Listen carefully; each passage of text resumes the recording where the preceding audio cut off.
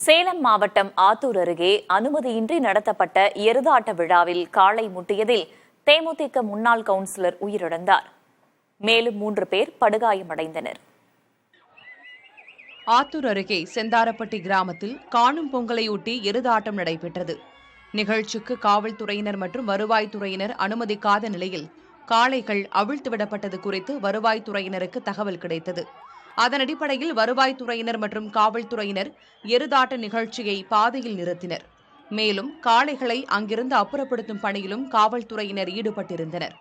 அப்போது அதே பகுதியைச் சேர்ந்த தேமுதிக முன்னாள் கவுன்சிலரான மணிவேல் என்பவர் தனது காளை மாட்டை ஓட்டி வந்தார்.